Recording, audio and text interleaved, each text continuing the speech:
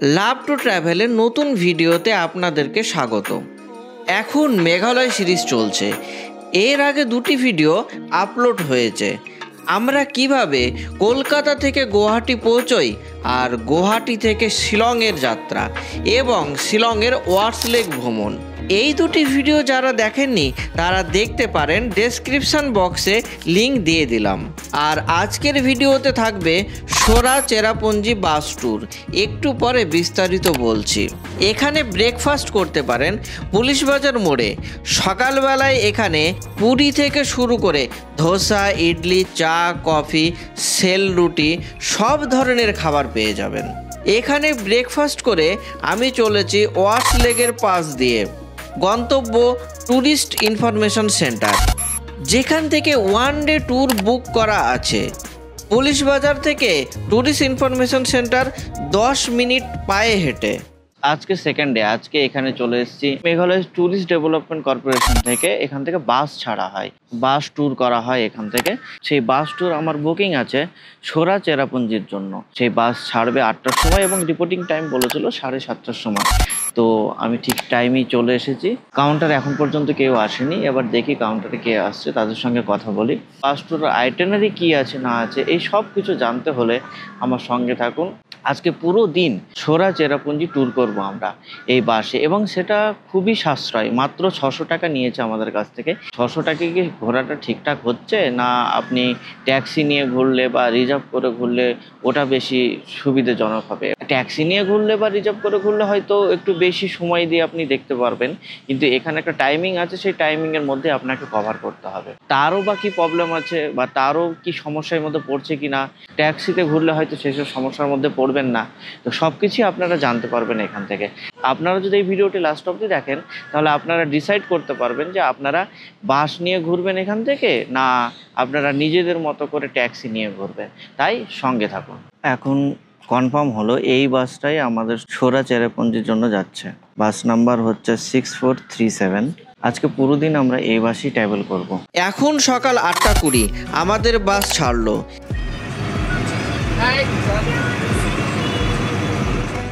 এবার আপনাদেরকে জানাই আজকে কি কি দেখব।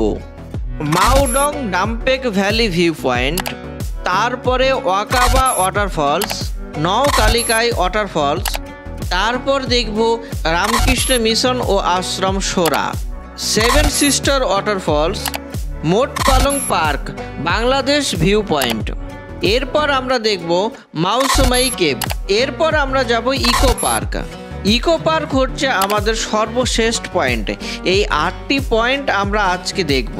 ইকো পার্ক থেকে আবার শিলংয়ে এসে আমাদের ট্যুর সম্পূর্ণ হবে। চলুন তাহলে সর্বপ্রথম মাউডাক ডাম্পে ভ্যালি ভিউ পয়েন্টটি ঘুরে দেখি। আজকে আমাদের সাইট সিনের প্রথম পয়েন্ট, যেটা সেই জায়গায় এসে পৌঁছেছি। আর এইখানে টাইম দিয়েছে 20 মিনিটস। এই ব্রিজ ক্রস করে ওই সাইডে গিয়ে আছে ভিউ পয়েন্ট। তো আমরা এই ব্রিজটা ক্রস করি, তারপর ওই সাইডে গিয়ে আপনাদেরকে দেখাচ্ছি যে কি ভিউ আছে আর কি দেখতে পাচ্ছি এখান থেকে। এই সিঁড়িটা দিয়ে যদি হেঁটে যান নিচে গিয়ে ভিউ পয়েন্ট আছে। ওই যে ওইখানে দেখবেন 2 থেকে 3 জন মতো লোক দাঁড়িয়ে আছে, ওইটাই হচ্ছে এই যে আমার পয়েন্ট করছে হাত দিয়ে, ওইটাই হচ্ছে ডাম্পিং ভিউ পয়েন্ট। যদি ওই সিঁড়িটা দিয়ে নেমে যান তাহলে ওইখানে পৌঁছতে পারবেন, কিন্তু আমাদের কাছে 20 মিনিট টাইম আছে। আমি চেষ্টা করব যে ওই অবধি পৌঁছতে পারছি কি না। যদি পারি তো আপনাদেরকে দেখাচ্ছি ওখানে গিয়ে। এই সিঁড়ি দিয়ে নিচে নেমে যেতে হবে সেই ভিউ পয়েন্টে। আমি যাওয়ার চেষ্টা করছি ভিউ পয়েন্ট থেকে কি ভিউ দেখা যাচ্ছে আপনাদেরকে দেখানোর জন্য, কারণ আমাদের কাছে খুব শর্টেস্ট টাইম। এই টাইমের মধ্যে গিয়ে আবার ভিডিও উঠিয়ে আসতে হবে। এটাই হচ্ছে মেন ভিউ পয়েন্ট। বেশিক্ষণ সময় লাগলো না, 1 মিনিটের মধ্যে পৌঁছে গেলাম আমরা এই ভিউ পয়েন্টে। এখানে একটা ছোট দোকানও আছে, আপনারা যদি চান এখান থেকে কিছু কিনে নিতেও পারবেন। এই পর্যন্তই আসতে পারবো। এবার এখান থেকে যদি নিচে যাওয়া যায় তার জন্য টিকিট দিতে হবে 50 টাকা করে। নামতে তো বেশি সমস্যা হবে না, কিন্তু উঠতে একটু অসুবিধা হবে, কারণ উঁচু থেকে নিচে অবধি নামতে হচ্ছে, তো সেই জন্যই। বাট আমার মনে হয় যদি আপনি ফিজিক্যালি ফিট থাকেন তাহলে একবার ব্রিজ থেকে এই নিচে নেমে ভিউটাও আপনি দেখে যাবেন, কারণ আসবেনই তো একবার। নিচে ওয়াটারফলের সাউন্ড শুনতে পাওয়া যাচ্ছে। 50 টাকার টিকিট কেটে যদি নিচে অবধি যেতাম তাহলে এই ওয়াটারফলটাকে কাছ থেকে দেখতে পাতাম, কিন্তু আমাদের কাছে টাইম স্বল্পতার জন্য নিচে গেলাম না। এখানে ট্র্যাডিশন ড্রেস পরে যদি ফটো ওঠাতে চান তাহলে এখান থেকে তুলতেই পারে। কস্ট কত ছবি ওঠানোর? 100 রুপিস লাগবে ট্র্যাডিশন ড্রেস পরে ফটো ওঠাতে। নো ডাউট ভিউটা খুবই সুন্দর। আপনারা যদি আসেন তাহলে একবার অন্তত পক্ষে এই ভিউ পয়েন্টে আসবেন, ফটো ওঠানোর জন্য তো পারফেক্ট প্লেস। এখানে একটা দারুণ অ্যাডভেঞ্চার আছে, জিপ লাইনিং। পুরো উপত্যকার উপর দিয়ে উড়ে যাওয়ার অনুভূতি অসাধারণ। বানজি জাম্পিংও হয় এখানে, কিন্তু এখন দুটোই বন্ধ আছে। অ্যাডভেঞ্চার প্রেমীদের জন্য একদম পারফেক্ট জায়গা। সত্যি বলতে মাউডং ডিম্পে ভ্যালি এমন একটা জায়গা যেটা দেখে মন ভরে যাবে। আমাদের ফার্স্ট ভিউ পয়েন্ট দেখা কমপ্লিট, আর সময় নেই। সেকেন্ড পয়েন্টে গিয়ে আপনাদেরকে দেখাচ্ছি আমরা সেকেন্ড পয়েন্টে কোথায় পৌঁছচ্ছি।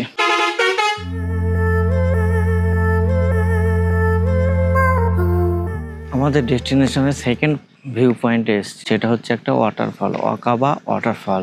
ভ্যালির ওপরে যে অংশটুকু দেখা যাচ্ছে সেটা হচ্ছে বাংলাদেশের পার্ট, আর এই সাইডটা হচ্ছে ইন্ডিয়ার পার্ট। তো আপনারা যদি এইখানে আসেন তাহলে ইন্ডিয়া এবং বাংলাদেশের বর্ডার বা ইন্ডিয়া এবং বাংলাদেশকে একই সঙ্গে দেখতে পাবেন, কিন্তু অনেক দূরে।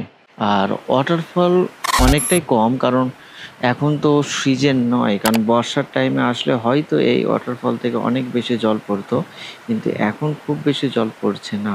আর এই ওয়াটারফলের একটা হিস্ট্রি আছে, সেটা আপনাদেরকে জানাচ্ছি। লোককথা অনুযায়ী ওয়াকাবা ওয়াটারফলে দুটি পরী বসবাস করতেন বলে বিশ্বাস করা হয়। ফলে এই জায়গাটিকে স্থানীয়ভাবে কিছুটা মাইথোলজিক্যাল বা রহস্যময় বলা যেতে পারে।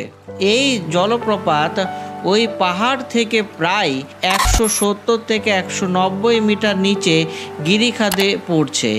এই দৃশ্যটি একদম বিস্মিত করবে আপনাকে। বর্ষার টাইমে যদি আসতাম তাহলে হয়তো এর জলস্রোত অনেক বেশি থাকতো, কিন্তু যেহেতু বর্ষার টাইম নয় এখন, তাই জল এর অনেকটাই কম।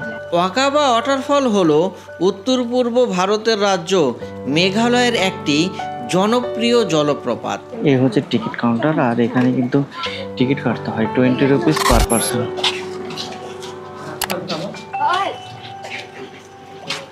সত্যি বলছি, ওয়াকাবা ওয়াটারফল শুধু একটি জলপ্রপাত নয়, এটি এক অনুভূতি, এক গল্প, এক অভিজ্ঞতা।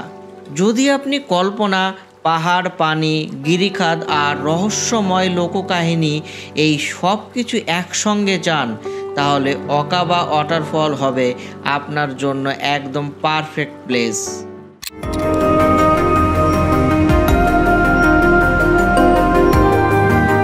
এটা আমাদের থার্ড ডেস্টিনেশন। ওয়াটারফল দেখতে খুব সুন্দর লাগছে এবং ওয়াটারফলের পাশে এক রেইনবো দেখা যাচ্ছে এবং 7 কালার রেইনবো স্পষ্ট বুঝতে পারা যাচ্ছে। আপনাদের হয়তো ক্যামেরাতে বুঝতে অসুবিধা হচ্ছে, কিন্তু এই বড় ওয়াটারফলের পাশে যে ছোট্ট ওয়াটারফল আছে দুটো, সেই ওয়াটারফল দুটোতে একটাতে রেইনবো এখনো স্টিল দেখা যাচ্ছে। আর ওয়াটারফলের এই নিচ দিয়ে নেমে গিয়ে যাচ্ছে যেটা, ওই ভ্যালিটা হচ্ছে বাংলাদেশ। ওটা হচ্ছে বাংলাদেশের পার্ট আর এটা হচ্ছে ইন্ডিয়ার পার্ট, যেখানে সৌন্দর্য লুকিয়ে রেখেছে এক করুণ অতীত। স্বাগত নওকালিকাই জলপ্রপাত। মেঘালয়ের চেরাপুঞ্জি বা সোরাতে অবস্থিত এই জলপ্রপাত ভারতের সবচেয়ে উঁচু প্লাঞ্চ ওয়াটারফল। উচ্চতা প্রায় 1115 ফুট বা 340 মিটার। বর্ষায় এর সৌন্দর্য সবচেয়ে মনোমুগ্ধকর, আর শীতে জলপ্রবাহ কমে যায়। কিন্তু এই সৌন্দর্যের পিছনে লুকিয়ে আছে এক ভয়ানক ইতিহাস, যা শুনলে হৃদয় কেঁপে উঠবে। খাসি ভাষায় ন মানে ঝাঁপ দেওয়া, কা হচ্ছে নারী, আর লিকাই একটি নাম, অর্থাৎ নকালিকাই, লিকাই যেখান থেকে ঝাঁপ দিয়েছিল। বহু বছর আগে এই অঞ্চলে রঞ্জিতের গ্রামে থাকতেন লিকাই নামক একটি নারী। প্রথম স্বামী মৃত্যুর পর তিনি তার ছোট্ট মেয়েকে নিয়ে দ্বিতীয়বার বিয়ে করেন, কিন্তু নতুন স্বামী মেয়েটিকে সহ্য করতে পারত না। একদিন লিকাই বাইরে গেলে সেই নিষ্ঠুর সৎ বাবা মেয়েটিকে হত্যা করে আর তার মাংস রান্না করে খাবার তৈরি করে। লিকাই বাড়ি ফিরে কিছু না জেনেই সে খাবার খেয়ে ফেলে। পরক্ষণে রান্নাঘরে একটি আঙ্গুল পড়ে থাকতে দেখে। তিনি বুঝতে পারেন তিনি যেই মাংস খেয়েছেন সেটি তার মেয়ের মাংস। শোকে পাগল হয়ে তিনি ছুটে যায় পাহাড়ের ধারে এবং সেই ভয়ঙ্কর ক্লিফ থেকে লাফিয়ে পড়ে। আজ সেই পাহাড় শান্ত, মনোমুগ্ধকর। ঝর্ণার নিচের পানির রং কখনো নীল, কখনো সবুজ, ঋতুর সঙ্গে বদলায়। প্রতিদিন হাজার হাজার পর্যটক আসে এই সৌন্দর্য দেখতে, কিন্তু প্রকৃতির এই নিস্তব্ধতার মাঝে লুকিয়ে আছে এক মেয়ের শেষ চিৎকার, যা হয়তো আজও পাহাড়ে প্রতিধ্বনি হয়ে বাজে। প্রকৃতি শুধু সুন্দর নয়, কখনো কখনো ইতিহাসের নীরব সাক্ষী। আমার খুব ভালো লেগেছে এই ওয়াটারফল দেখে, কিন্তু এখানে আমার সব থেকে বেশি যেটা ভালো লেগেছে সেটা হচ্ছে এই রেনবো। বড় ওয়াটারফলের পাশে যে দুটো ওয়াটারফল আছে সেইখানে রেনবো দেখতে পাওয়া যাচ্ছে, খুবই সুন্দর দেখতে। এবার আমার কাছে অতটা জুম লেন্স নেই যে আমি কাছে আপনাদেরকে দেখাবো, তবে আমি ছবি উঠিয়েছি, জুম করে আপনাদেরকে দেখানোর চেষ্টা করছি দেখতে কত সুন্দর লাগছে। আসলে এই রেনবো মানে ক্যামেরার লেন্সে বা ভিডিও থ্রো কতটা সুন্দর সেটা জাস্টিফাই করা খুবই কষ্টকর। আমি যেই সৌন্দর্যটা এখান থেকে উপলব্ধি করছি সেটা কিন্তু ইমেজ বা ভিডিও থ্রো আপনারা পাবেন না। এটা যারা অরিজিনালি দেখেছেন তারাই আমার কথা বুঝতে পারবেন। আমি এর আগে গড়চুমুকে রেনবো দেখেছিলাম, যার ভিডিও আমার ইউটিউব চ্যানেলে আপলোড করা আছে। যদি আপনারা না দেখে থাকেন তাহলে আমি আই বাটন বা ডেসক্রিপশন বক্সে লিঙ্ক দিয়ে দেবো, আপনারা দেখে নিতে পারেন। গড়চুমুকের পর এই নকালিকায় ওয়াটারফলই হচ্ছে আমার সেকেন্ড রেনবো যেটা আমি দেখছি। আর এই পর্যন্ত আমরা 3টে স্পট ভিজিট করলাম, খুবই সুন্দর। বাসের ট্যুর বেশ ভালোই চলছে। আপনাদের যাদের টাইম স্বল্পতা আছে বা সোলো ট্রাভেলার তাদের জন্য বাসের ট্যুর কিন্তু একদম পারফেক্ট।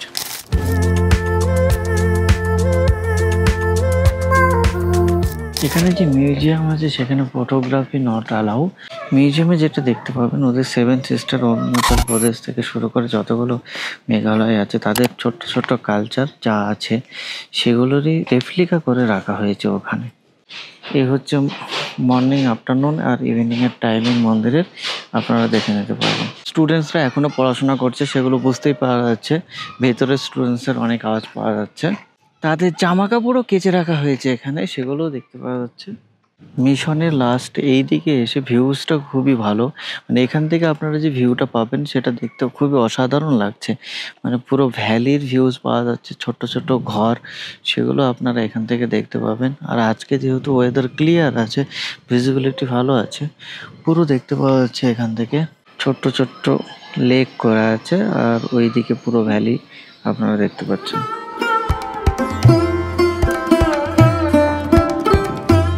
এই আশ্রম শুরু হয়েছিল 1924 সালে, খুব ছোট্ট করে একটা প্রাইমারি স্কুল এবং একটা স্বাস্থ্য কেন্দ্র দিয়ে, পাহাড়ি গ্রাম সেলাতে। তখন রাস্তা প্রায় ছিল না, বর্ষাকালে কয়েকদিন ধরে বাইরে বের হওয়া যেত না, কিন্তু তবুও সন্ন্যাসীদের সেবা বন্ধ হয়নি। 1931 সালে এই কেন্দ্রকে আনুষ্ঠানিকভাবে রামকৃষ্ণ মিশন সোহরা আশ্রম ঘোষণা করা হয়। আর 1933 সালে হাই স্কুলকে বর্তমান স্থানে আনা হয়। 1939-এ এখানকার ছাত্ররা প্রথম ম্যাট্রিক পরীক্ষা দেয়, যা খাসি পাহাড় অঞ্চলে মাত্র দ্বিতীয় হাই স্কুলের ইতিহাস। আজ সোহরা আশ্রম শুধু একটি স্কুল নয়, এটি বিশাল মানব সেবা কেন্দ্র। প্রায় 20টির বেশি school, hostel, computer training, tailoring, কারিগর প্রশিক্ষণ কেন্দ্র, stationery, dispensary, mobile, medical unit, এমনকি ছোট শিশুদের জন্য মিল্ক ফিডিং সেন্টার পর্যন্ত রয়েছে। পাহাড়ের এই দুর্গম অঞ্চলে যখন শিক্ষা দুঃস্বপ্ন ছিল, স্বাস্থ্যসেবা ছিল বিলাসিতা, তখন রামকৃষ্ণ মিশন এগিয়ে এসেছে। আজ এখানে হাজার মানুষ শিক্ষিত, স্বাবলম্বী আর আত্মবিশ্বাসী এই সেবার আলোয়। এখানে একটি টেম্পল আছে, টেম্পলটা বেশ অনেক বড় জায়গা নিয়ে। এখানে রামকৃষ্ণ পরমহংস, স্বামী বিবেকানন্দ ও মা সারদা দেবী এই তিনজনের ছবিতে পুজো করা হয়। দিন শেষে আশ্রমের এই শান্ত আরতি যেন মনকে ছুঁয়ে যায়। স্বামী বিবেকানন্দ বলেছিলেন, জীব সেবা শিব সেবা, সেই ভাবনাই এখানে প্রতিদিন বাস্তব হয়ে ওঠে। এখানে হস্তশিল্প প্রশিক্ষণ কেন্দ্র ও বিক্রয় কেন্দ্র রয়েছে আশ্রমের মধ্যেই। এর মধ্যে আপনারা সব কিছুই পেয়ে যাবেন। তাই যারা যাবেন, যদি মনে করেন যে এখান থেকে কিছু শপিং করব, তো অবশ্যই করতে পারেন। অনেক কিছুই পাওয়া যায় এখানে। চেরাপুঞ্জি এলে অবশ্যই ঘুরে দেখবেন এই আশ্রম। প্রকৃতির সৌন্দর্য আর মানব সেবায় অনন্য সমন্বয়।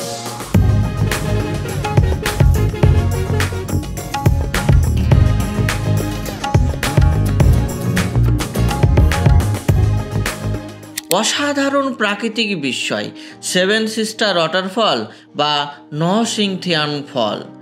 চলুন আজ আমরা এই জায়গার ইতিহাস, লোককাহিনী এবং নিজের চোখে দেখা সৌন্দর্য আপনাদের সাথে তুলে ধরব। So let's start our journey. Seven sister waterfall এর নাম সেভেন সিস্টার হওয়ার কারণ এখানে 7টি আলাদা জলধারা পাশাপাশি নিচে পড়ে, প্রায় 315 মিটার উঁচু চূড়া থেকে। বর্ষার সময়, এই ধরুন জুন থেকে সেপ্টেম্বর, এই জলপ্রবাহ তার সম্পূর্ণ মহিমায় দেখা যায়, কারণ তখন 7টি ধারা স্পষ্টভাবে বোঝা যায়। এখানে একটি লোককাহিনী আছে। অনেক আগে নাকি এই পাহাড়ে বাস করতেন 7 বোন। একদিন এক যুবক তাদের বিয়ে করতে চেয়েছিল, কিন্তু নানান বাধা বিপত্তির কারণে সম্পর্কটি সম্ভব হয়নি। দুঃখে 7 বোন পাহাড়ের উপর থেকে ঝাঁপ দেয়, আর সেই 7 বোনের অশ্রু জলই আজকের এই 7টি ধারা। তাই এটি শুধু একটি ওয়াটারফল নয়, বরং ভালোবাসা, দুঃখ ও ঐক্যের প্রতীক হিসেবে দেখা হয়। আপনি যদি নেচার লাভার হন, তাহলে এই জায়গা আপনার জন্য স্বপ্নময়। সেভেন সিস্টার ওয়াটারফল, এখানে একটি ভিউ পয়েন্ট আছে। অ্যাকচুয়ালি সম্পূর্ণটাই ভিউ পয়েন্ট, তবুও আপনারা যদি এই ভিউ পয়েন্টের ওপরে ওঠেন, তাহলে এখান থেকেও সেভেন সিস্টার ওয়াটারফল অনেক সুন্দর দেখায়। অনেকটা দূরে দেখতে পাবেন অনেকগুলো ঘর দেখতে পাওয়া যাচ্ছে। ওটা হচ্ছে বাংলাদেশের সিলেট ডিস্ট্রিক্ট। তাই এখানে যদি আপনি আসেন, তাহলে ভারত থেকে বাংলাদেশকে দেখতে পাবেন। সেভেন সিস্টার ওয়াটারফলে দাঁড়িয়ে আপনি বাংলাদেশের ভিউ এনজয় করতে পারবেন। এখন অবশ্য ভিসার কারণে বাংলাদেশ যাওয়া অনেকটাই কষ্টকর হয়ে গেছে, বা বাংলাদেশ থেকে ইন্ডিয়াতে আসাও অনেক কষ্টকর হয়ে গিয়েছে। আর আপনারা যদি লক্ষ্য করেন, এখান থেকে অনেকটাই দূরে দেখতে পাওয়া যাচ্ছে একটি জলধারা পড়ছে। ওটা হচ্ছে ইকো পার্ক, মানে সেভেন সিস্টার ওয়াটারফলের অরিজিন হচ্ছে ওটাই। তাই আমরা একটু পরে সেই ইকো পার্কে যাব, সেটার ভিউ আপনাদেরকে দেখাবো।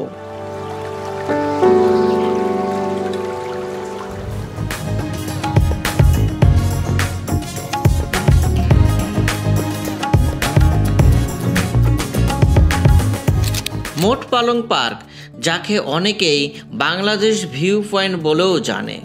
দেখব দূরের বাংলাদেশের সমতল পাহাড়, নির্জন ভ্যালি। Let's go. মোটপালং পার্কে পৌঁছে এখানে দাঁড়িয়ে চোখের সামনে খুলে গেল এক অপরূপ দৃশ্য। নিচে বাংলাদেশের মাটি এবং চারপাশে পাহাড় আর মেঘ। মোটপালং শুধু একটি ভিউ পয়েন্ট নয়, প্রকৃতির এক মূর্ত উপহার। আপনি এখানে যেই দিকেই তাকাবেন খুবই সুন্দর লাগবে আপনার। মোটপালং পার্ক, যাকে বাংলাদেশ ভিউ পয়েন্ট বলা হয়, সেই কারণে যে এখান থেকে আপনি পরিষ্কার দেখতে পাবেন নিচের বাংলাদেশের কিছু সমতল এবং সোরা চেরাপুঞ্জির ভ্যালির এক আদর্শ মেলবন্ধন। এই মোটপালং পার্ক ট্যুরিস্টদের কাছে এখনও কম পরিচিত। এখানে কম ট্যুরিস্টই ভ্রমণ করতে আসেন, কিন্তু দারুণ শান্ত ও সুন্দর জায়গা। যারা ভিড় ও সময়সীমা থেকে দূরে প্রকৃতির নিস্তব্ধ খুঁজছেন, তাদের জন্য একদম পারফেক্ট প্লেস। এখানে দাঁড়ালে আপনি অনুভব করবেন কতটা শান্তি, কতটা বিশালতা। মেঘ ভেসে যাচ্ছে, ঠান্ডা বাতাস, চোখের সামনেই দেখতে পাবেন বাংলাদেশ, ছোট্ট ছোট্ট ঘরবাড়ি এবং জলাশয়।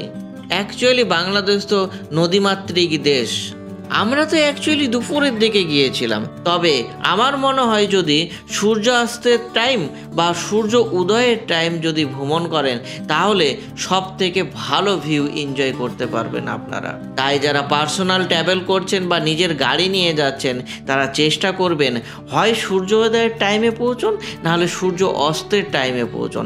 তাহলে দেখবেন এই ভ্যালির সুন্দরতা আরও কত সুন্দরভাবে আপনারা এনজয় করতে পারছেন। প্রকৃতি আমাদের স্রষ্টা, এমন বিরল, এমন বিশাল। আশা করি আপনারা একদিন আসবেন এবং এই দৃশ্য নিজের চোখে দেখবেন।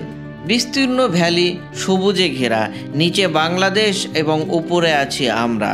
এটা অ্যাকচুয়ালি ভিডিও থ্রো বা ব্লগের থ্রো আপনারা অতটা এনজয় করতে পারবেন না যতটা এখানে এসে আপনারা এনজয় করবেন। আমি যতটুকু দেখতে পাচ্ছি ততটুকু কিন্তু ক্যামেরাবন্দি করতে পারছি না। তাই আপনারা যদি মেঘালয় ট্যুর প্ল্যান করেন তাহলে এই স্পটটি অবশ্যই আপনারা ঘুরবেন। অ্যাকচুয়ালি এটা এখনও অফবিট প্লেস হিসেবেই রয়ে গিয়েছে। অনেকজনই মোট পালং পার্কে ভ্রমণ করতে আসেন না। তাই প্লিজ যারা মেঘালয় ট্যুর করছেন তারা একবার হলেও এই পয়েন্টটিতে যাবেন আর চেষ্টা করবেন সূর্যোদয় এবং সূর্য অস্তের টাইম যদি আপনারা ভ্রমণ করতে পারেন তাহলে আশা করি ভ্যালির সব থেকে সুন্দর মুহূর্তগুলো আপনারা এনজয় করতে পারবেন। আর আমাদের বাস ট্যুর কিন্তু এখন পর্যন্ত ঠিকঠাকই চলছে। মোট পালং পার্ক ঘোরার পর আমরা এসে পৌঁছাই মাউসমাই কেবে। এখন কেবে প্রবেশ করছি। এইখানে আমাদেরকে 1 ঘন্টা সময় দিয়েছে ইনক্লুডিং লাঞ্চ। কেবের মধ্যে লাইট স্বল্পতার জন্য ভিডিও কোয়ালিটি অনেকটাই ডার্ক হবে, তাই প্রথমেই ক্ষমা প্রার্থী। একটু সামলে কিন্তু, হ্যাঁ স্লিপারি আছে, পাটাকে একটু বসিয়ে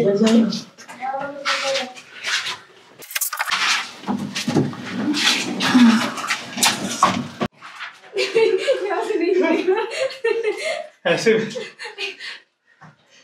परीक्षा सही है, थोड़ा नहीं है। अब तो इजी, यही तो इजी है। आप तो हार्ड तो पार कर लिया। सीट में लगेगा। पाव बचाने के चक्कर में माथा लगता है, माथा बचाने के चक्कर में। हाँ, यही से हो रहा है। वाह, ब्यूटीफुल। बहुत बढ़िया जगह है। बहुत बढ़िया जगह है ना। गलती से गोक्स बन गया, हम दिखाई नहीं दे रहा है। নিচে একটু একটু জল আছে। অনেক দিন থেকে জল পড়ে পড়ে পড়ে এইরকম ভাবে স্ট্রাকচার নিয়ে নিয়েছে। আর যেই গুফার পড়ছে নিচে জল এখন হালকা হালকা পড়ছে, সেটা দেখতে পাওয়া যাচ্ছে। নিচে এইটুকু জল জমে আছে। আর খুবই সুন্দর জায়গা, আপনারা আসতেই পারেন। এখানে দেখুন কত ন্যারো রাস্তা, এটা দিয়ে আমাকে পার করতে হবে। সবাই চলে গেছে গ্রুপের, আমি একমাত্র আছি এখানে। চলুন দেখি কিভাবে পার হই। প্রচুর পা স্লিপ করছে আর এখানে অনেকটাই স্লিপারি আছে পাথর। খুব একটা হার্ড রাস্তা নয়, কিন্তু প্রচন্ড ন্যারো। যারা একটু হেলদি আছে তাদের পক্ষে একটু প্রবলেম হবে, বাট যারা একদমই স্লিম তাদের পক্ষে কোনো অসুবিধাই হবে না। আর মাথা সবসময় নিচু করেই আসতে হচ্ছে, কয়েকটা জায়গায় মাথা উঁচু করা যাচ্ছে। বাট নর্মালি দেখলে খুবই ইজি আছে, এটা যে কেউই করতে পারবে। এতক্ষণ নিচুতে ছিলাম, এবার পাহাড়ের মতো উঁচুতে উঠতে হবে আমাদেরকে। উঠে এই দিক দিয়ে আই থিঙ্ক বেরিয়ে যাব। পা প্রচুর স্লিপ করছে এখানে, জল পড়ে পড়ে স্লিপারি হয়ে আছে পুরোটা। এবার এটা দিয়ে দেখা যাক আর কতক্ষণে আমরা বেরোতে পারি এই রাস্তাটা দিয়ে। অ্যাকচুয়ালি কি কষ্টে বেরোতে হচ্ছে সেটা আর একজন থাকলে আপনাদেরকে দেখাতে পারতো, কারণ আমি বেরোচ্ছি, আমি ক্যামেরা করছি তো ঠিকঠাক বুঝতে পারছেন না আপনারা। মানে এইরকম উঁচু জায়গাটা দিয়ে বেরিয়ে আসতে হলো। দেখানো অসম্ভব ব্যাপার, কারণ সামনে থেকে কেউ ক্যামেরা করলে সেটা বুঝতে পারা যেত। এই সাইডটাতে দেখুন কত সুন্দর লাগছে, এইটা দিয়ে বেরিয়ে যেতে হবে। আর আমরা আসলাম এটা দিয়ে। এইখানে এসে একটু স্বস্তির নিঃশ্বাস নিতে পারবেন, কারণ এইখানে উপরে পাথর আছে এবং পুরোটাই ফাঁকা পেস মাথার উপরে, আপনাদেরকে দেখিয়ে দিচ্ছি। এবং এইখানে আপনি একটু ঘুরতেও পারবেন, চলতেও পারবেন। এদিক থেকে দেখলেও তাই, ঘুরতেও পারবেন, চলতেও পারবেন। আমরা আসলাম এই রাস্তাটা ধরে, অনেকটা দূর এসেছি আমরা এই রাস্তাটা ধরে। প্রচুর ন্যারো হয়ে গেছে। আর এখানে দেখুন এখন পেসটা, মাথার উপর পেসটা অনেকটাই উপরে, মানে অনেকটাই উপরে পেস আছে মাথার উপরে। তাই আপনারা এখানে দাঁড়িয়ে একটু জিরিয়ে নিতেও পারবেন এবং চাইলে এখানে একটু রেস্টও নিতে পারবেন। এই মুহূর্তে পুরো কেবে একমাত্র আমি আছি, বাদবাকি সবাই বেরিয়ে গেছে। তাই আমিও বেরিয়ে যাব একটু পরে, তো আপনাদেরকে এই দৃশ্যগুলো দেখিয়ে দিচ্ছি। যারা ঘরে বসে দেখছেন তারা উপভোগ করুন, সরি পড়ে যাচ্ছিলাম, যারা ঘরে বসে দেখছেন তারা উপভোগ করুন, আর টুক করে একটা ছুটি নিয়ে চলে আসুন মেঘালয়, এই কেবের এক্সপিরিয়েন্সটা নিয়ে যান। এটাই হচ্ছে এক্সিট পয়েন্ট। বেশিক্ষণ সময় লাগলো না, 10-15 মিনিটের মধ্যে আপনারা এই ট্রেকটা করে নিতে পারবেন। কিন্তু ওই মনের জোর থাকতে হবে, পারবো না, ন্যারো রাস্তা বলে ঢুকবো না, এটা যদি প্রথমেই বেরিয়ে চলে যান ওখান থেকে ব্যাক করে, তাহলে কিন্তু পস্তাবেন। আর যদি ভাবেন যে না আমি এটা করব, একটু কষ্ট করে ঢুকবেন, মানে ভেতরে যখন আপনি চলতে শুরু করবেন রাস্তাটা ধরে, ভালো লাগবে। এবং আমারও তাই মনে হচ্ছিলো, প্রথমের দিকে মনে হচ্ছিলো যে আমি একটু পারবো না, কিন্তু আমি যখন ভাবলাম যে না এসেছি যখন করেই ছাড়বো, তো ঢুকলাম, চলে আসলাম। বেশ সুন্দর জায়গা। সকাল থেকে কিছুই খাওয়া হয়নি, 1 ঘন্টা মতো টাইম দিয়েছে, তাই এর মধ্যে খাওয়া দাওয়াটাও করতে হবে এবং এখান থেকে আবার বেরিয়েও যেতে হবে। তাই আর সময় নষ্ট না করে বাইরে বেরিয়ে যাচ্ছি, তারপর খাওয়া দাওয়া কি করছি সেটা আপনাদেরকে একটু পরেই জানাচ্ছি। এটাই হচ্ছে এক্সিট পয়েন্ট, এটা দিয়ে আপনাদেরকে বেরিয়ে আসতে হবে। যেটা দিয়ে আপনারা ঢুকেছিলেন সেটাতে বেরোনোর দরকার নেই।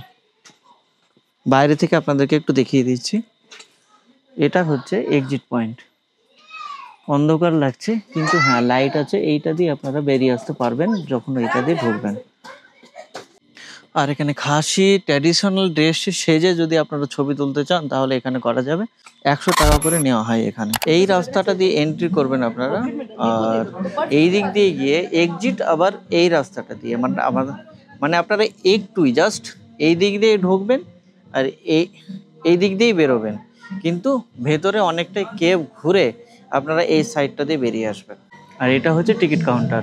আমার কাছে ডিএসএলআর ছিল, আমি জিজ্ঞেস করলাম 200 ডিএসএলআর কোনো চার্জ লাগবে কিনা, তো বললো যে না 200 ডিএসএলআর কোনো চার্জ লাগবে না।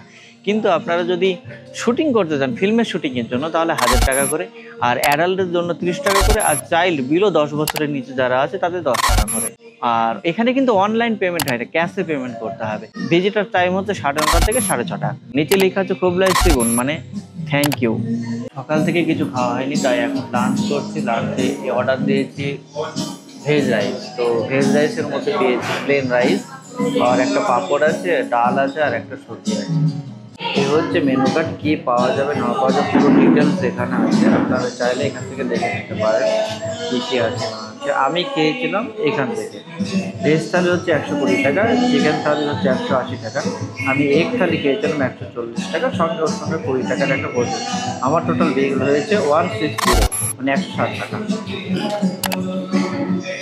স্প্রিং রেস্টুরেন্টস তুলনামূলকভাবে দাম একটু বেশি বলা যেতে পারে, আবার মোটামুটিভাবে ঠিকই আছে। ট্যুরিস্ট স্পটে এইরকমই রেট হয় অ্যাকচুয়ালি। আর মোমো যদি খেতে চান তাহলে ওখান থেকে মোমো পেয়ে যাবেন। আমাদের গাইড যে আছে তিনি বললেন এখানে খেতে, তাই আমরা এখানেই ঢুকেছিলাম। কিন্তু আপনারা যেখানে খুশি সেখানেই খেতে পারেন, আশা করি গাইড কিছু প্রবলেম করবে না বা কিছু বলবেও না। কিন্তু প্রথমেই যখন বললো যে আপনারা এখানে খাবেন, তার জন্য আমরা এখানেই প্রবেশ করেছিলাম এবং খাবারটা খারাপ ছিল না, ভালোই ছিল। এখান থেকে তরমুজ বা পাইনাপেল আপনারা যা খুশি খেতে পারেন। আমি পাইনাপেল নিয়েছি, 1 প্যাকেট 30 টাকা এবং 2 প্যাকেট নিলে 50 টাকা। তরমুজ এবং পাইনাপেল একই রেট, এবং এই সাইডও তাই, পুরোটাই সবে সেম রেটে না, এদিকেও সেম আছে। আপনারা চাইলে সব কিছুই খেতে পারেন এখান থেকে। মৌসম্বিও আছে, বিভিন্ন রকমের ফল এখানে আছে, যদি ফল খেতে চান তাহলে এখান থেকে খেতেই পারেন। আমি অ্যাকচুয়ালি শুনেছিলাম যে এখানকার পাইনাপেলের টেস্ট খুব ভালো, তাই আমি 1 প্যাকেট পাইনাপেল নিলাম। এবার খেয়ে দেখবো যে টেস্ট সত্যিই ভালো কি খারাপ, সেটা আপনাদেরকে অবশ্যই জানাবো। হ্যাঁ, যেটা শুনেছিলাম সেটা ঠিকই, যে পাইনাপেলের টেস্ট সত্যিই খুব ভালো। আর সব থেকে মজার জিনিস যেটা পাইনাপেলের, সেটা হচ্ছে যে মশলাটা দিয়েছে, মশলাটা দেওয়ার জন্য টেস্টটা আরও খুব সুন্দর হয়ে যাচ্ছে। কী মশলা সেটা বলতে পারবো না, কারণ ওদের স্পেশালিস্ট মশলা, রেড কালারের মশলা, কিন্তু সেই মশলা দেওয়ার জন্য পাইনাপেলের টেস্টটা এত সুন্দর লাগছে যে খেতে খুব ভালোই লাগলো পাইনাপেলটা। তাই আপনারা এখানে আসলে অ্যাটলিস্ট পাইনাপেলটা ট্রাই করতেই পারেন, খারাপ লাগবে না। কেভ ভুবন কমপ্লিট করে আমাদের আজকের লাস্ট স্টপ ইকো পার্ক। এখন আমরা ইকো পার্কে প্রবেশ করছি। এখানকার এন্ট্রি ফি হচ্ছে 20 টাকা, আর যদি আপনি ফিল্ম শুটিং করেন তাহলে 1000 টাকা। প্রথমেই ঢুকে দেখবেন একটি ভিউ পয়েন্ট করা আছে, এখানের ওপর থেকে ইকো পার্কের পুরো ভিউটা দেখতে পাওয়া যাবে। এখানে 2 থেকে 3টি জিনিস দেখার আছে। একটা মিসিং ফল আছে, আর আছে 7 সিস্টার ওয়াটারফলের অরিজিন অর্থাৎ উৎপত্তি স্থল। এখান থেকে সেভেন সিস্টার ওয়াটারফল উৎপত্তি হচ্ছে। এবার চলুন এক এক করে সব বিষয়গুলি দেখে নিই। এই হচ্ছে ইকো পার্ক। প্রথমে এন্ট্রিতে ছোট্ট একটু ফোয়ারা আছে, এখানে জল পড়ছে। জলের ওপরে এইরকম ভাবে সিঁড়ি করা আছে, এদিক দিয়ে উপরে উঠে যেতে পারবেন। একটা ওয়াটারফল আছে ছোট্ট, এখান থেকে ওয়াটার পড়ছে, দেখুন এখান থেকে আসছে ওয়াটার, নিচে পড়ছে।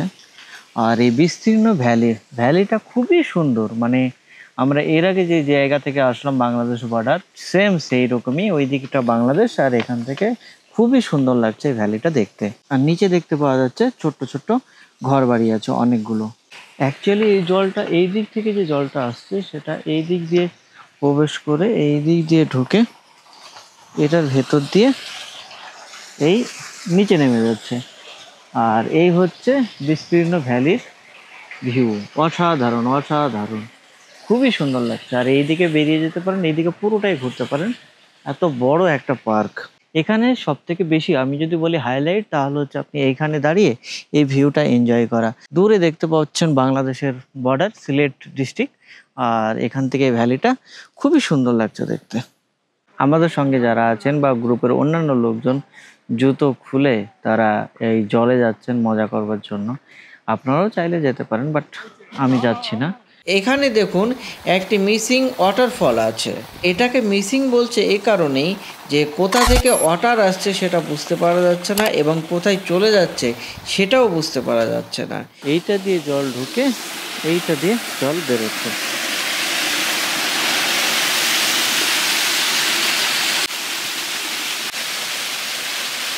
পুরো কুয়োর মতো করে ঘেরা আছে বিষয়টা, আর উপর দিয়ে লাগানো আছে, এই সাইডটা দিয়ে জল বেরিয়ে যাচ্ছে। আর এই জঙ্গলের ভেতর দিয়ে জলটা আসছে। আর এই যে ওয়াটারফলটি দেখছেন, এটাই হচ্ছে সেভেন সিস্টার ওয়াটারফলের উৎপত্তি স্থল। এই ওয়াটারফলই পাহাড়ে উপচে পড়ছে, আর সেখান থেকেই সেভেন সিস্টার ওয়াটারফলের সৃষ্টি হচ্ছে। অর্থাৎ এই ফলই পাহাড় থেকে নেমে 7টি ধারায় অতিবাহিত হচ্ছে। এই যে দেখতে পাওয়া যাচ্ছে ওয়াটারফল, এই জলটা ওইখান থেকে আসছে সোজা ওই সাইড দিয়ে, ওই যে আপনারা দূরে অনেক দূর থেকে দেখছেন ব্রিজটার উপর থেকে, ওইখান থেকে জল এসে এইটা দিয়ে নিচে পড়ে যাচ্ছে। 3 জন মতো দাঁড়িয়ে আছে এখানে, দেখবেন আমি পয়েন্ট আউট করছি, ওই অবধি আপনারা প্রবেশ করতে পারবেন, সামনে আর যেতে পারবেন না। যদি আর একটু যেতে দিত তাহলে একদম কাছ থেকে আপনারা দেখতে পারতেন, কিন্তু সেটা রিস্কি, যদি আপনি পড়ে যান তাহলে অনেক বড় অ্যাক্সিডেন্ট হতে পারে। আর এখান থেকে বিস্তীর্ণ ভ্যালিটা অসাধারণ লাগছে, অসাধারণ। এই জলটাই নিচে নেমে যাচ্ছে, আর এইটা দিয়ে জলটা আসছে, ওই অনেকটা দূর থেকে ওই জলগুলো আসছে। সেই জলগুলো এইখানটা দিয়ে, এই ব্রিজটার নিচটা দিয়ে, ওই যে ধারাটা আছে ওইটা দিয়ে নিচে নেমে যাচ্ছে। আর এখান থেকেও দেখতে পাবেন বাংলাদেশ ভিউ পয়েন্ট, বাংলাদেশের সিলেট ডিস্ট্রিক্ট এখান থেকে দেখতে পাবেন। আর যখন শুনেছিলাম ইকো পার্ক যাচ্ছি, তখন আমি ভেবেছিলাম আমাদের কলকাতার মতো ইকো পার্ক হবে, কিন্তু অ্যাকচুয়ালি না, আমাদের কলকাতার ইকো পার্ক আর এখানকার ইকো পার্কের মধ্যে আকাশ পাতাল পার্থক্য আছে। বাচ্চাদের জন্য কিছু খেলার জায়গা করা আছে, কিন্তু আমাদের কলকাতার ইকো পার্ক যেমন জমজমাট সেই রকম কিন্তু নয়। তাই ইকো পার্ক দেখতে যাচ্ছি এটা ভেবে কিন্তু খুশি হবেন না যে আমরা কলকাতার ইকো পার্ক দেখতে যাচ্ছি, সেই রকমই ফিল পাবেন। এখানে এসে একটা বিষয় জানতে পারলাম, এই যে সামনের ভ্যালিটা দেখতে পাচ্ছেন, এটা সম্পূর্ণটাই হচ্ছে খ্রিস্টান কবরস্থান। কালকে একজন মারা গিয়েছে, তারই শেষকৃত্য সম্পন্ন করার জন্য কিছু লোক এসছে। দেখুন, দেখতে পাবেন ওইখানে কিছু কাজ চলছে। এই বিস্তীর্ণ ভ্যালিটাই হচ্ছে খ্রিস্টানদের কবরস্থান। এটা কিন্তু আমার জানা ছিল না আগে থেকে, বা এটা আমি কোনো ভিডিওতেও দেখিনি ইউটিউবে। আজকে এখানে একজন স্থানীয় লোক বললেন যে এটা হচ্ছে খ্রিস্টানদের কবরস্থান, এবং একজন কালকে মারা গিয়েছেন, তার শেষকৃত্য সম্পন্ন করার জন্য অনেকজন এখানে এসেছেন, এবং আপনারা ভিডিওতে দেখতেও পাচ্ছেন, দেখুন অনেকজন এখানে তার শেষকৃত্য সম্পন্ন করছেন। আর এখানে একটি ইকো পার্ক গেস্ট হাউস আছে, হয়তো যারা গেস্ট আসবেন তাদের থাকার জন্য। ইকো পার্ক দেখা কমপ্লিট হওয়ার পর সম্পূর্ণ হলো আমাদের বাস ট্যুর। এবার এখান থেকে যেতে হবে আমাদেরকে শিলং। এবার আমরা রওনা দিলাম শিলংয়ের উদ্দেশ্যে। সন্ধে হয়ে এসছিল, কিন্তু ভ্যালির অপূর্ব সৌন্দর্যটা দেখুন। সূর্য ডোবার পর যে লালচে রঙের খুব সুন্দর আকাশটা আপনারা দেখতে পাচ্ছেন। এত সুন্দর অপূর্ব দৃশ্য আমি অনেক দিন দেখিনি। আর এটা বাস থেকে তোলা।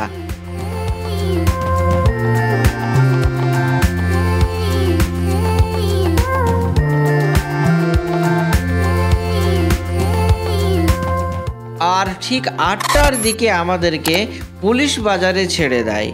আমরা ট্যুরিস্ট ইনফরমেশন সেন্টার থেকে বাসে উঠেছিলাম, কিন্তু আমাদের এন্ডিং পয়েন্ট সেখানে হয়নি। আমাদের এন্ডিং পয়েন্ট হলো পুলিশ বাজারে। ভিডিও কিন্তু এখনও শেষ হয়নি, আরও অনেক কিছু আছে। আমাদের ট্যুর শেষ হয়েছে, তারপরে একটু নাইট লাইফ দেখাবো, তাই সঙ্গে থাকুন। আর এখানে ঠান্ডা এখনো সেই রকম আসেনি, ঠান্ডা ঠান্ডা ফিল অনুভব করবেন, একটু হালকা জ্যাকেট হলে ভালো হয়। তো আমি আগে থেকে অনুভব করেছিলাম এরকম কিছু একটা হতে পারে, তাই আমি একটা হালকা জ্যাকেট নিয়ে এসেছি, তো সেটা আমি আজকে পরে নিয়েছি। এটা হচ্ছে শপিং মল এখানকার। এখানে সব কিছু দোকান আছে এবং সব কিছুই পাওয়া যায় এই শপিং মলে। নারকোল, সুপারি, পান সব কিছুই পাওয়া যাচ্ছে এখানে।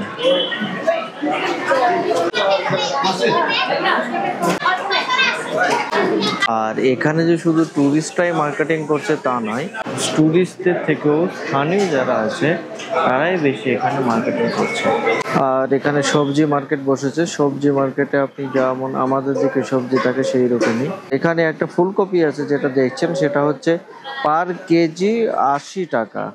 আমাদের দিকের থেকে অনেকটাই দাম বেশি এখানে। শসা, বেগুন এবং ঝিঙে, পটল, কাঁকরোল, টমেটো, যত রকমের সবজি আছে সবই এখানে পাওয়া যাচ্ছে এবং প্রত্যেকটা রেট হচ্ছে আমাদের থেকে একটু বেশি। এটা একটু কোয়াশও এখানে পেয়ে যাবেন। আর এইদিকে আনারসও আছে, আনারস কেটেও রেখেছেন এখানে। আর এইদিকে আপেল। আর এই মার্কেট সকাল 7টার সময় ওপেন হয়ে যায় এবং 7টা থেকে রাত্রি 10:30টার সময় বন্ধ হয়। মানে আপনি পুরো দিনই কিছু না কিছু মার্কেটিং করতে চাইলে আপনারা এখানে আসতেই পারবেন এবং কিছু না কিছু পেয়েই যাবেন। একটা দোকানে লাগিয়ে দিয়েছে ইন্ডিয়া শ্রীলঙ্কার ম্যাচ এবং অনেকজন বসে আউট করছে। আর আমি এ করাতেই সঙ্গে সঙ্গে আউট হয়ে গেল।